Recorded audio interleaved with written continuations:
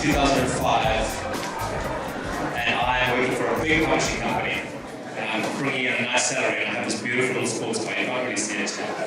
It's 2003 Mazda MX-5 Miata. It's my treasured possession. But despite how happy that thing makes me, I still am really a little depressed. It's bugging me that I'm working for a big company that is selling books to maybe 200,000 rich people. And I'm in a country of 45 million. It's just not making any sense if the publishing industry isn't appealing or working for most South Africans. So it's almost as if we have this tiny little library. It's like we have this tiny little library, you can't make it up. This is the library in Hogsback in the Eastern Cape. It's a little room. And if you look at the times that it's open, Wednesdays from 3 to 4, and Saturdays from 9:30 to 10:30. And it's like this is a microcosm of our whole publishing industry. We've got these tiny little places, and there's hardly any time for anyone to get there and buy books. It's a metaphor for what is really required. Let's just have a quick glance at some stats here. So local publishing in 2012, the most recent stats we have for the publishing industry here. Generally just publishing, the kind of books you'll find in exclusive books. 0.005% of those books are in African languages. It's even worse if we just look at fiction. 0.002% of global fiction publishing in 2012 was in African languages. And that for you is just what an absurd situation our publishing industry is in. And the question is why is it like this? Why is the publishing industry so expensive? So the problem is that we've got this crazy traditional publishing process where a publishing company develops a product in advance. They're just guessing what people are going to like. They have no real idea.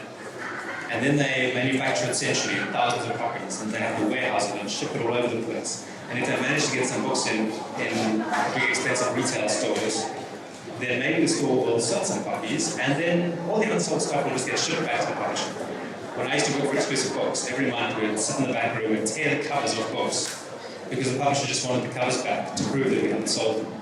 And then they'd refund us. So we were destroying books that weren't sold, not giving them away, destroying them because the publishing industry is broken. It's really kind of stupid. So it's not meeting South Africa's needs. In 2006, I decided, screw this, let's try some interesting stuff. And I head off with a couple of friends and I start this little company called Electric Bookworks. We have no idea what we're doing, except that we want to use technology to try to improve or test out some new ways of doing things. Pretty much to try absolutely anything we like, because it seems to be that there's some gaps in the market. The problem is that you don't find gaps in the market just by looking at the market really hard for a very long time. You find them by just trying stuff. Anything you can think of. You make an educated guess, try something, it doesn't work, you try something else. But what I didn't know in 2006 was how many times I was going to fail over the next 9 years. So I'd like to just ask a quick question. Who of you think you failed at something already? Okay, I'm getting about half the hands. Generally that number is much higher than you think, because if we define failure a little differently, it gets kind of interesting. I say a failure is any at all open-ended task that you're not doing anymore. Have you ever tried to learn a musical instrument that you don't play anymore? Fail. Have you ever tried to, you've bought a pet, and you promised your parents you would pick up the poo in the garden, and you would feed the dog, and yet within a month they're doing all of that, and you're back to your Xbox. Been there, done that. A failure is any one of those open-ended tasks that you're not doing anymore. And what's beautiful about that is that means that failure is an integral part of all our lives, all the time, and the more failures we string together, the more we're going to learn. Because even in the shortest little space of time that we're trying something, before we stop doing it, we discover things about the world that we can't discover in any other way ever. So when I hire people in Electric Bookworks, I always look for how many things they've tried. I'm genuinely not in the slightest bit interested in what they've studied, really what their marks were. I want to know how many things have they tried, because they learn more from those attempts than from any number of classes. Classes are still important, because it shows that you finish something. But what matters is experience.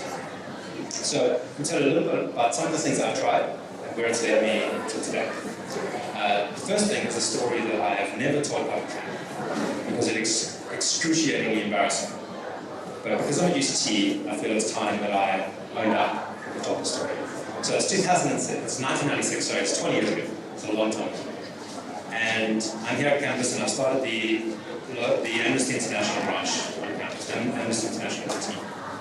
And because I was around some initiative there, the national structure, which is desperate for people to help out, they appoint me, 20 years old, national fundraiser for Amnesty International. I have no idea what I'm doing. And they say to me, here is 60,000 rand, which is about 170,000 rand in today's money. That's 60,000 bucks. Go make some money. And they just leave me alone, because they don't have anyone to chase me. It's just not enough people. And so I decided, right, I'm going to make some money. Now, how would you make money with 60,000 rand? I don't want to shout out some ideas. Okay, I was about as lost as you guys are right now, right? There's just no way to go. So I thought, I'm going to have to make stuff and sell it, right? Because when you want to make money, you like have a shop, right? You sell stuff. So I go out and I make caps, and glasses, and calendars, and t-shirts. All with Amnesty International. And I take them to an Amnesty International conference and I show them to my friends. I sell nothing. 60,000 rands worth of Amnesty International stuff is probably still in a storeroom somewhere in Cape Town. If anyone can find it, you can have it. 60,000 bucks got out and spoke. I was swiftly made Amnesty International secretary and not the fundraiser. But I learned two really, really valuable things. The first was how to use spreadsheets. I sat down and I learned spreadsheets. And spreadsheets is probably the most important technical tool anyone can learn. If you don't know how to use spreadsheets already, get your ass to spreadsheets. Right. The second thing is that I was driven by sheer embarrassment to learn at every opportunity how nonprofits raise funds. So that today I can tell you about requests and Section 18A certificates and impact investing, corporate social investment, and philanthropic funding organizations. But I just didn't know that stuff. I didn't even know that stuff existed when I started. It was a really important lesson. So let's jump ahead a few years, 10 years, 2006, and I've started to look at TikTok works. We're going to try and make some ebooks. We're thinking we're going to use technology to change the publishing industry. And the first thing I do is I write a book, and I start going to publishing companies, and I try to sell my training to publishing companies. The publishing companies are saying, dude, like, people are buying our print books. I'm not interested in this ebook thing because we don't think it's going to work. It didn't work 5 years ago in 2001 when the Americans tried it, and we're just going to keep taking it. And I tried for 9 years to sell training to publishers, and I could never make a profit from it. Then we thought, you know what would be really cool? Music from ebooks. Imagine if you could read an ebook and listen to a soundtrack while you're reading it. That sounds fairly entertaining. So we tried that. We took a big name author, Lauren Vickers. She was just hitting the high spots with her first sci-fi novel, Moxieland. She wrote at UCT, by the way, as a Masters of Creative Writing. Turns out no one wants a soundtrack in an ebook. And I wasted 6 months of my life building that thing completely, lost all the money. So then I went to work as a consultant with Kalahari. 2010, we were going to build the ebook store. We were going to sell ebooks, we were going to change the world of book selling. We were going to understand the charts. We were going to sell ebooks straight to people at cut price. But we just couldn't challenge Amazon with the legacy, layers of legacy software and people in Kalahari. It's exactly what I was describing, that big organization just couldn't be nimble enough to tackle the big guys. Now Kalahari has been taken over by Takealot. They don't even sell ebooks anymore. That didn't work either. Technology was not going well for us.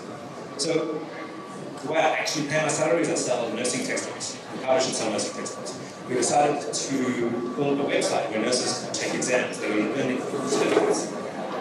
Spent a whole lot of money building this big website for nurses to do the little exams online and earn certificates from it.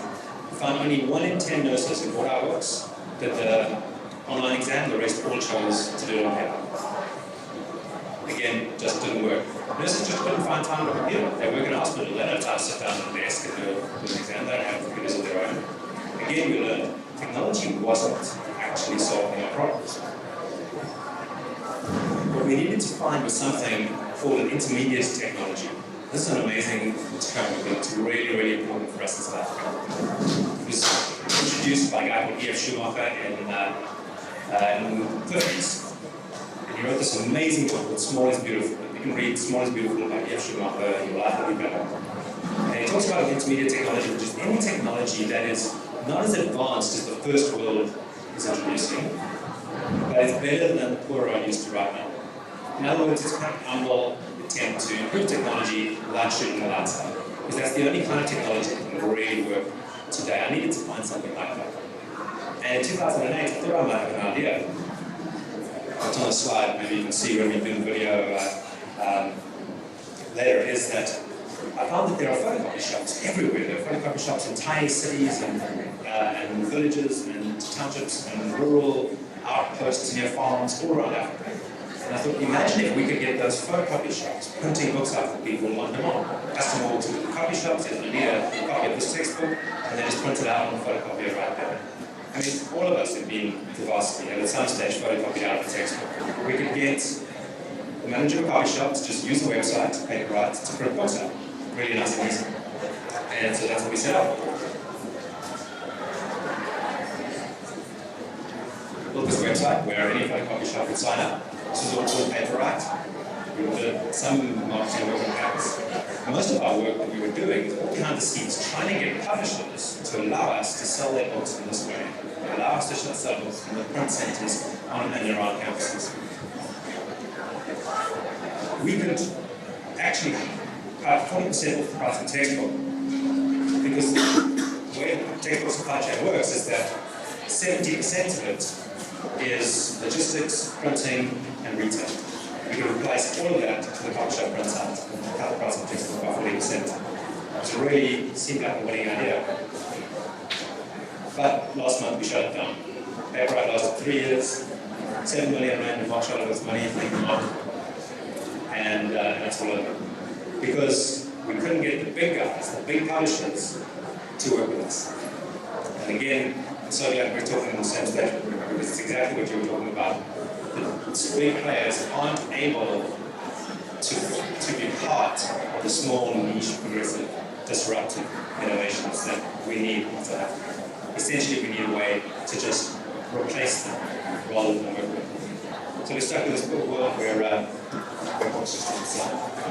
The question is, how do we change it? And I thought that if I was building Paperweight now, and 20 years ago, the publishing industry had given tiny little children free books. Imagine if we had given away 100 million free little children's books to children in 1994, to every child in South Africa. We'd have a very different publishing industry today. Because all of a sudden we'd be growing readers from scratch. I believe it takes 10 to 20 years to grow a reader into someone who might become a Paperweight customer or try and ebook with a soundtrack or take an exam online. So I'm going back to basics. I'm going to start growing my market for Paperweight, knowing I'll build my business in 10 years' time. Because sometimes the long view is the only way you go. So what we're doing is we've started an organization called Book Dash. Book Dash is a tiny non-profit. We gather experienced, creative professionals, writers, illustrators, designers, animators, videographers. We get them all together, usually for one long 12-hour day, and we make children's books. If you want to see how good a children's book can be, it's produced in 12 hours by experienced people, go to bookdash.org, check out some of these books. You won't believe how good these books are. We've created so far 17 books, children's books. We're doing another Book Dash in Joburg in June, and we'll produce another 10. And what we're doing here is we're using the power of volunteers to change a problem that the publishing industry today can't solve, to create a market for the publishing industry tomorrow. For now, I'm not going to make money out of Book Dash. That's really not what it's about. I'm making my salary of selling my nursing textbooks. And I'll create my market doing something that's all about social impact and getting volunteers together to create a much more interesting publishing